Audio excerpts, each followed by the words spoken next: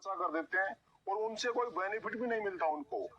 तो अगर गेहूं में आपकी ये पोजीशन हो चुकी है, गेहूं में बालियां निकलने वाली है, तो फिर आपको क्या करना चाहिए, इसमें क्या कौन कौन सा आपको न्यूट्रिएंट्स देना चाहिए, कौन सा स्प्रे करना चाहिए, कौन सा खाद डालना चाहिए, जिनसे आपकी बालियां भी बड़ी हो, दाने भी अच्छे बने और ज्यादा उत्पादन आप ले सके।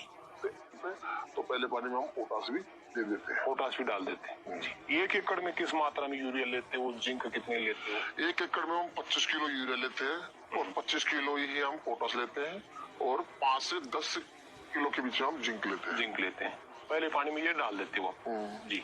आप कई सालों से लगातार सफल तरीके से गेहूं की खेती करते हैं, अच्छा उत्पादन भी लेते हैं, लेकिन कई किसान भाई उतना ही खर्चा करते हैं, उतनी मेहनत करते हैं, उतना ही खाद डालते हैं, फिर भी उत्पादन अच्छा नहीं मिल पाता। कहाँ पे चूक हो जाती है किसान भाई? तो किसान भाइयों को करके पूरी जानकारी, सटीक जानकारी नहीं होती है। वो कभी क्या, जहाँ पर उसको न्यूट्रल की जरूरत नहीं होती है उस टाइम वो खाद डाल देते हैं। मैंने कहा कि समय के अनुकूल अपन उसमें डाले, उसका किसान भाई पूरा बेनिफिट ले सकते हैं। जैसे फर्स्ट पानी के अंदर अपने नाइट्रोजन के लिए नाइट्रोजन की जरूरत होती है फर्स्ट पानी के लिए, और गेहूं की फुटान के लिए जिंक की जरूरत होती है। तो फर्स्ट पानी में अपना नाइट्रोजन के लिए यूरिया और जिंक दे, उससे किसान भाई काफी अच्छा बेनिफिट ले लेते हैं। और कई भाई तीसरे पानी में पोटास देते हैं, है ना, तो उसकी जरूरत नहीं होती उस टाइम तीसरे पानी में पोटास की जरूरत नहीं होती। सर ये पोटास काफी किसान भाइयों के लिए नया शब्द होगा मेरे ख्याल से, क्योंकि पोटास हर किसान भाई नहीं डालता। सबसे पहले तो मैं जानना चाहूंगा पोटास का गेहूं की खेती में क्या महत्व होता है, पोटास क्या काम करता है? देखो, पोटास गेहूं की खेती में एक रामबाण एक तरह से है, और किसान भाइयों को इसकी जानकारी भी लेना चाहिए और अपना प्रैक्टिकल अपने खेत में इसका उपयोग भी करना चाहिए। देखो, मुझे खेत में बुआई की टाइम पे जब हम डालते हैं मैंने पोटास डालते हैं हम बुआई के टाइम पे, MOP जो दानादार आता है लाल कलर का, उसको मैं 25 किलो पर एकड़ के हिसाब से अपना अगर बुआई के टाइम पर उसमें डाल दिया है, तो उस टाइम पे अपना एक जो पौधा होता है वो अच्छी ग्रोथ करता है, तना मजबूत होता है, उनकी जड़ें मजबूत होती है, और किसी हवा में किसी प्रकार से ना गिरता नहीं है पौधा, जड़ें मजबूत होती है उससे, और पेड़ को तना मजबूत होता है और ग्रोथ भी अच्छी करता है। अच्छा, और एक तो पोटास का ये हो गया, और एक पोटास अपन देते हैं बाद में जब अपने खेत की गेहूं की जो बालियां निकलना स्टार्ट हो जाती है ना, उस टाइम पे अपन उसको देते हैं।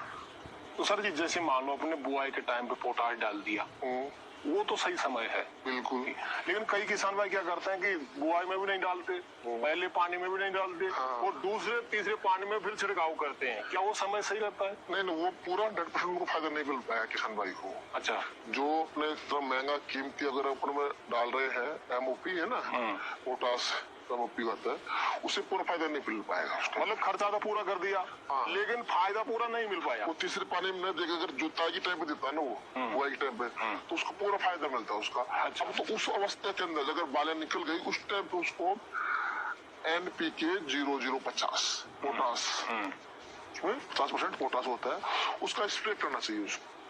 तो मतलब अब आपकी जैसे बालियां निकलने वाली है, इस अवस्था में आप दानेदार पोटास ना डाल करके स्प्रे करेंगे तो ज्यादा बेनिफिट मिलेगा। बिल्कुल, पूरा 100% मिलेगा। पोटास में सर जी कौन सा खाद यूज में ले सकते हैं जिसमें पोटास की मात्रा भरपूर हो, पोटास का पूरा फायदा किसान भाई ले सकता है? कौन सा स्प्रे यूज में ले सकता है?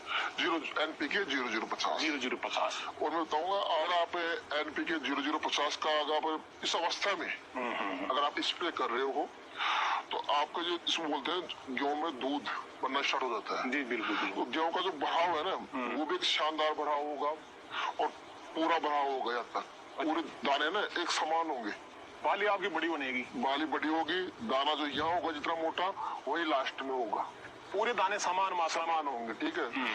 और इसमें जो चमक है इनके अंदर के दाने की चमक, वो शानदार चमक दिखाई देगी, और वजन भी इसका ज्यादा होगा। 100 दाने पोटास वाले स्प्रे का और एक बिना स्प्रे वाले का, दोनों के 100 दाने की तुलना करोगे, तोलोगे ना, तो वजन में भी आपको काफी डिफरेंट आपको देखने को मिलेगा। अच्छा, तो ये बहुत जरूरी है, स्प्रे करना जरूरी चाहिए। NPK 00 का स्प्रे किस स्टेज पर करें? बाली निकलने के बाद करें, बाली निकलने से पहले करें? सही समय क्या है? ये बालें निकलना स्टार्ट हो जाए। अच्छा, बालियां निकलना स्टार्ट हो जाती है, बालियां जो निकलेगी, जो उसमें दूध बनना स्टार्ट होगा, जब से ही वो पोटास काम करना स्टार्ट कर देगा। बालियां निकलना स्टार्ट हो जाए उस टाइम पे एनपीके 0050 का स्प्रे करना चाहिए। ठीक है जी। जैसे किसान भाई ने परचेज भी कर लिया एनपीके 0050, लेकिन एकड़ की डोज क्या है, पर टन की कितनी मात्रा में ले सकता है किसान भाई? देखो किसान भाइयों को मैं बताना चाहूंगा, एनपीके 0050 अगर आप स्प्रे कर रहे हो और खेत में अपने बालें निकल चुकी है, निकलना स्टार्ट हो गई है, निकल रही है, उस अवस्था में करना है।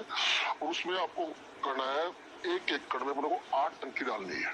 8 टंकी? 8 टंकी डालनी, उसमें 1 लीटर एनपीके चाहिए अपने को। अच्छा। और पर टंकी के साथ बात करूं तो मैं आपको उसमें 120 ml उसमें अपने को एनपीके 0050 उसके अनुपात आप डाल सकते हैं। आपने को 1 लीटर 1 एकड़ में काफी रहेगा? काफी है जी। तो करीब करीब थोड़ी मैं आइडिया ये भी लेना चाहूँ, 1 लीटर का क्या कॉस्ट लगता होगा करीब? देखो मार्केट में कई ब्रांड के अलग अलग मिलते हैं, और अच्छे ब्रांड का आपको 100 से लेकर 150 तक में मिल जाएगा 1 लीटर। तो कोई ज्यादा कॉस्टली भी नहीं है ये? बिल्कुल नहीं है। सिर्फ ये 100 रुपए में अगर आपका इतना ज्यादा फायदा हो रहा है तो किसान भाई को जरूर डालना चाहिए। बिल्कुल डालना चाहिए, मेरे ख्याल से एक बार डाल के देखो, आपको आपके दाने की चमक और भराव में काफी अच्छा आपको देखने को मिलेगा। और मौसम परिवर्तन में भी इसका काफी अच्छा फायदा होता है। अच्छा। जो कुप्रभाव पड़ते हैं मौसम से, तेज गर्मी ठंडा मौसम, उसको भी संतुलित करके अनुकूलन अपनी बुआई करनी चाहिए। और जो डोज है, जो भी फर्टिलाइजर है, जो भी है, वो जो पौधों की अवस्था है, किस अवस्था में कौन सी चीज चाहिए, उस अवस्था में उसको देनी चाहिए। व्यर्थ खर्चा भी नहीं करना चाहिए। बिल्कुल बिल्कुल। अब कई किसान भाई तीसरे पानी में पोटा निकलने के बाद में पोटास को कर रहे हैं, 1300 1400 1500 रुपया खर्चा कर रहे हैं, वो उसको मैं व्यर्थ मानता हूँ। फालतू खर्चा नहीं करना चाहिए। जी। तो सर जी, आज किसान भाई के लिए आपने समय निकाला और इस सटीक जानकारी किसान भाई तक पहुंचाई, उसके लिए आपको